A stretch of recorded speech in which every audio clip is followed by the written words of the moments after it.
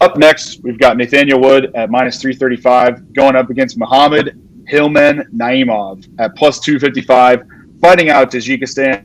Shout out to my good friend on Twitter, Tajik Bey, also a great representative out of Tajikistan. For me, Rick, I'm interested in hearing your thoughts too, but Nathaniel Wood's most recent body of work, to me, is not all that impressive. He went up against Touchy Fili, who, for me, I think Fili was in a bit of a rough patch during then and still is now, as well as Charles Jourdain. I haven't been all that impressed with Charles Jourdain's most recent wins either. I mean, going up against Cron Gracie, as well as forget who he most recently fought, but the last few for him haven't been super great. And then you look at Charles Rosa, the guy who came before Charles Jourdain, and Charles Rosa is no longer in the UFC, and he fought him 15 months ago. So Woods lost by two different methods of TKO in his career, and one came up against John Dodson in 2020, who, hey, kudos to John Dodson. I mean, he's knocking people out left and right in Bare Knuckle FC and Risen now over the last 2 years. But for me, it's like, if you're going to go up against a quality striker, which I think that Naimov is and has the potential to be in the UFC, then he is susceptible to being wobbled here. For Naimov, the Hillman, which, by the way, kick-ass nickname, I really see him as good value here. He came onto the scene as a newcomer to the UFC, stepping in on short notice to get a knockout victory over Jamie Malarkey. And not only that, but went up a weight class to do so. So he's used to fighting at 145. He's back down to his normal weight of 145 for this bout, but got it done at 155 against Malarkey, who's really no joke at 155. I respect Malarkey's game. I know that you do too. And I think that what we see here potentially is we're getting Hillman at what could be really nice value that potentially won't be there down the line if he does turn into a really solid fighter in the UFC and as solid of a striker as we think he can be. He's got some really big really big combinations when he's in the pocket. His taekwondo is absolutely elite, and he's got a right cross that's really powerful. I just think that he's got a lot of tricks up his sleeve. He's got a lot in his bag, where getting him at the plus 255 number is absolutely solid. So I'll take Hillman here for half a unit, and I'll also be eyeing some of his props to go inside the distance when they open in the next day or two.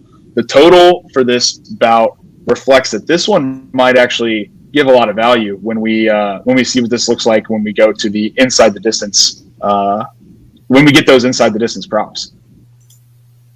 Yeah, I think you're right there. There's a lot of value in that under, and that's because Nathaniel Wood's last 5 fights have all gone to decision. In his career, I mean, he's only got 6 wins that went to decision of the 19, but a lot of those decisions have come recently. And I think that the going up in weight has hurt Nathaniel Wood. His durability's looked a little bit more tested, even though he hasn't been knocked out recently. And Naimov's coming a little bit down in weight, already has the elite power. The issue and where Wood's going to want to go to win this fight is in the takedown. He's going to want to take it down, get it to the ground.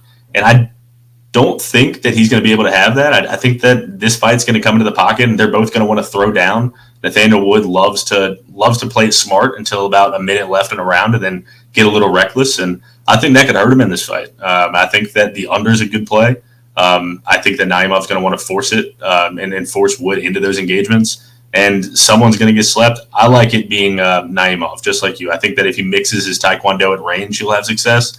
And if he is able to implement those kicks and really fluidly work in combinations, sort of like Bruno Silva does, he could have a lot of success. And yeah, I think that the value is definitely on the underdog, and I like a half unit there too. Awesome. Yeah, I mean, I don't even know. We'll tweet out after the props get released at what that knockout price is or what that inside the distance price is. My guess is it'd be probably somewhere in the plus 500, 600 range for inside the distance, which there you put a quarter unit on that as well. Win yourself back well over 2.5 units. But yeah, that under is priced at, it's under 2.5, but it is priced at plus 130 right now. So Vegas thinks that this is going to go the distance most likely. And being able to get this to not go the distance, plus you're mixing in a method of victory with the fighter, I agree. I think that's a pretty good guess at where that price might end up, where I'd be more than happy to throw another half unit on that just to get us some even bigger plus money value on what should be a great showing for Naimov, as we really get to see what Wood is truly made of here, because I think this is going to be some worthy competition for him. But that's enough on that one. Rick and I are both rocking with Naimov plus 255 for half a unit. And up next, we will jump into Jubilee versus Breeden.